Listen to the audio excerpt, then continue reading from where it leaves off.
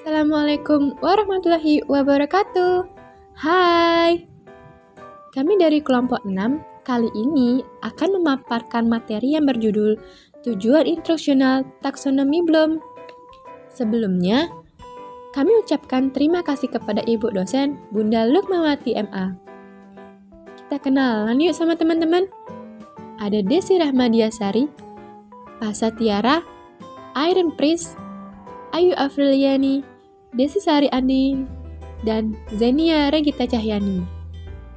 Kita langsung aja yuk dengerin pemaparannya. Baiklah, di sini saya Desi Rahmadiasari akan memaparkan submateri yang pertama, yaitu mengenai tujuan instruksional. Menurut Eka dalam bukunya, pada dasarnya tujuan instruksional ini adalah membantu orang untuk belajar. Sementara menurut Robert F. McNair, mendefinisikan bahwa tujuan instruksional itu sebagai tujuan perilaku yang hendak dicapai atau yang dapat dikerjakan oleh siswa sesuai kompetensi.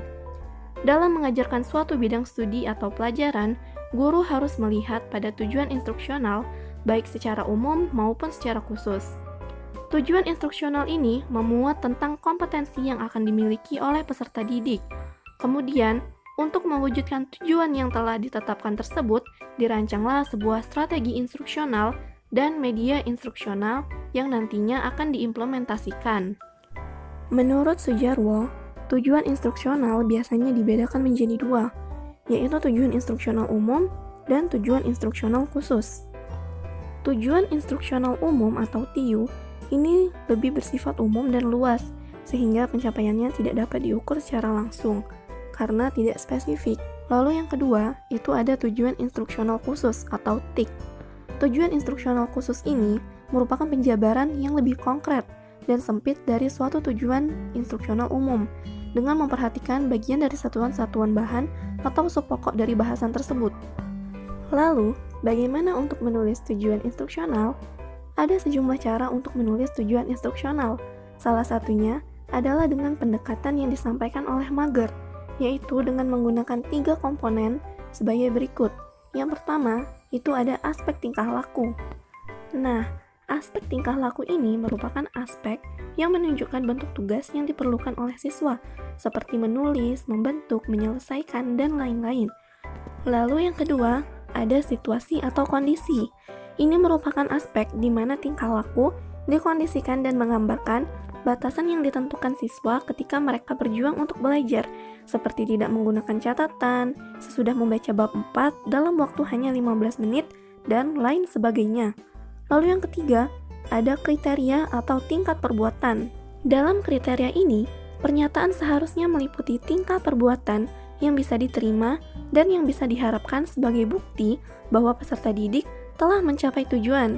Adapun beberapa tingkat perbuatan yang akan menggambarkan tujuan instruksional, diantaranya dapat mengeja 50 kata dalam daftar dengan tidak berbuat kesalahan, harus benar pada titik presentase yang paling dekat, harus dilengkapi dalam waktu 30 menit, dan dalam waktu 30 menit selesaikan 10 masalah pada halaman 12 dengan 80% jawaban yang tepat.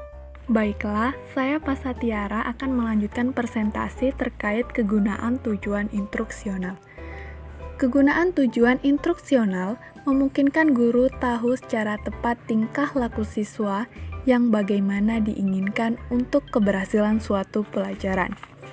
Tujuan instruksional juga membantu guru mengevaluasi, seperti membuat pertanyaan tes secara langsung untuk tujuan mengajar mereka. Membuat tes cara ini bisa menghilangkan cara kira-kira dalam proses evaluasi. Dengan tujuan instruksional juga akan mengurangi masalah apa yang telah dipelajari siswa. Selanjutnya, alternatif pendekatan dalam menulis tujuan instruksional. Crownland menyarankan sebaiknya guru pertama-tama menyatakan tujuan instruksional yang umum, kemudian menjelaskan tujuan dengan mendaftar suatu sampel dari bentuk perbuatan siswa yang spesifik, sehingga mereka bersedia menerima sebagai bukti dari hasil yang dicapai. Baiklah, saya Irna Pris akan melanjutkan presentasi materi taksonomi tujuan instruksional menurut Bloom. Taksonomi merupakan klasifikasi atau pengelompokan benda menurut ciri-ciri tertentu.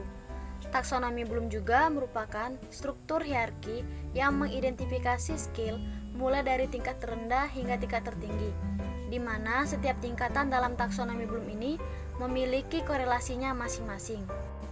Bloom dan teman-temannya mengkategorikan taksonomi Bloom sebagai berikut. 1. Ranah kognitif. Ranah kognitif ini berkaitan dengan tujuan belajar yang berorientasi pada kemampuan berpikir. Pada bagian ranah kognitif ini terdapat 6 bagian. Yang pertama, pengetahuan, kedua, pemahaman, ketiga, penerapan, keempat, analisis, kelima, sintesis, dan keenam, evaluasi. Kemudian, ranah yang kedua adalah ranah afektif. Ranah ini berhubungan dengan perasaan, emosi, sistem nilai, dan sikap hati. Ranah yang kedua ini terbagi menjadi 5 bagian. Yang pertama, penerimaan, kedua, partisipasi, ketiga, penilaian, keempat, organisasi, kelima, pembentukan pola hidup. Kemudian ranah yang ketiga adalah ranah psikomotorik, di mana ranah ini berorientasi pada keterampilan motorik dan penggunaan otot kerangka. Di dalam ranah psikomotorik terdapat 7 bagian. Yang pertama, persepsi, kedua, kesiapan, ketiga, gerakan terbimbing, keempat, gerakan yang terbiasa, kelima, gerakan kompleks, keenam, penyesuaian pola gerakan, dan ketujuh, kreativitas. Materi selanjutnya adalah hasil belajar. Menurut Robert Gagne, meninjau hasil belajar yang harus dicapai oleh siswa dan juga meninjau proses belajar menuju ke hasil belajar dan langkah-langkah instruksional yang dapat diambil oleh guru dalam membantu siswa belajar. Adapun kategori hasil menurut Gagne yaitu sebagai berikut. Yang pertama, informasi verbal. Ini merupakan tingkat pengetahuan yang dimiliki seseorang yang dapat diungkapkan melalui bahasa lisan maupun tertulis kepada orang lain. Kedua, kemahiran intelektual, yaitu bagaimana kemampuan seseorang berhubungan dengan lingkungan hidup dan dirinya sendiri. Gagne selanjutnya membagi kemahiran intelektual menjadi beberapa kategori, yaitu sebagai berikut. Ke-1, diskriminasi jamak, kedua, konsep, ketiga, kaidah, keempat, prinsip, kelima, pengaturan kegiatan kognitif, keenam, sikap, dan ketujuh, keterampilan motorik. Model-model belajar yang efektif. 1. Pengajaran yang efektif. Tidak sekedar mengajar dengan baik.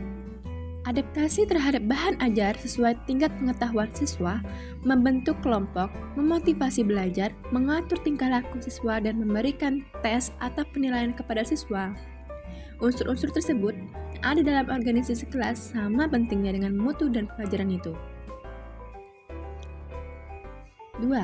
Pengajaran sekolah model Carroll, Mastery Learning. Dalam sebuah tulisan yang ditulis oleh John Carroll yang berjudul A Model of School Learning, menyebutkan 5 model pengajaran, yaitu 1. Kecerdasan, 2. Kemampuan, 3. Ketekunan, 4. Kesempatan, dan 5. Mutu pengajaran. Pengajaran yang efektif model KIAIT. Model pengajaran KIAIT mempunyai ciri yang penting, yaitu semua unsur harus tepat untuk pengajaran yang efektif. Seperti yang sudah dijelaskan sebelumnya, bahwa pengajaran efektif tidak selalu pengajaran yang baik. Tidak juga soal bagaimana tingginya mutu pengajaran. Siswa tidak akan belajar jika mereka kurang keterampilan yang diperlukan atau kurang informasi pada hal-hal sebelumnya. Atau jika para siswa kurang motivasi untuk belajar atau kurangnya waktu yang diperlukan untuk belajar suatu mata pelajaran tertentu.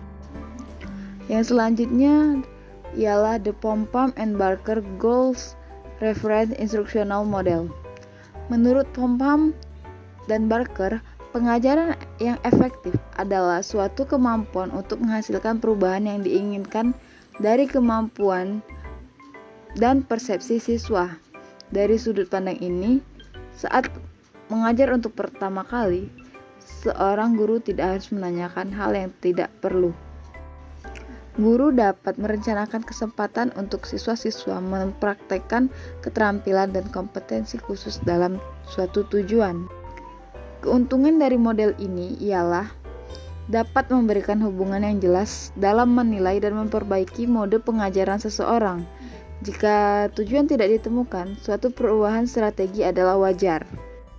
Namun, jika siswa sudah dapat mempraktekkan dan mengerti, strategi tidak perlu diperiksa seluruhnya.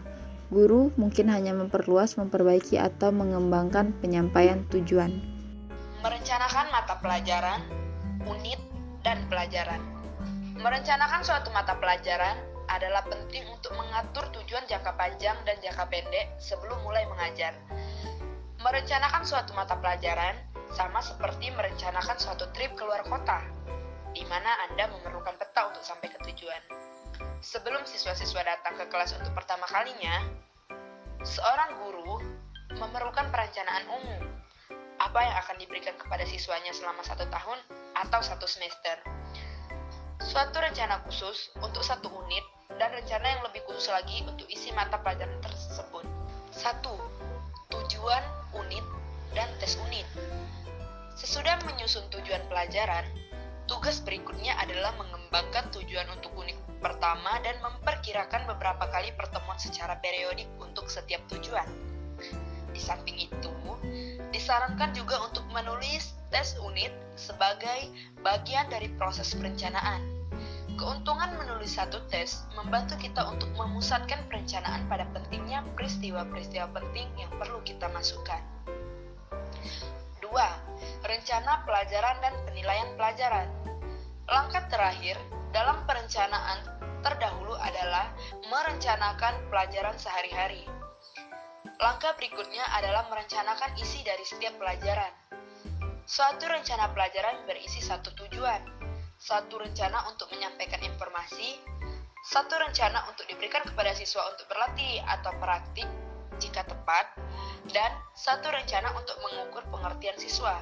Jika diperlukan, suatu rencana untuk mengulang lagi bagi semua siswa kalau pengertian mereka belum cukup. 3. Analisis tugas. Ketika guru duduk untuk memutuskan apa yang seharusnya siswa pelajari, dia dihadapkan pada sejumlah kemungkinan. Beberapa penyesalan masalah telah diusulkan untuk dilema ini. Di sini kita akan melihat satu dari sebagian besar metode yang mempengaruhi dalam menentukan tujuan belajar, yaitu analisis tugas. Sekian pemaparan materi dari kelompok kami. Terima kasih. Sampai jumpa. Wassalamualaikum warahmatullahi wabarakatuh.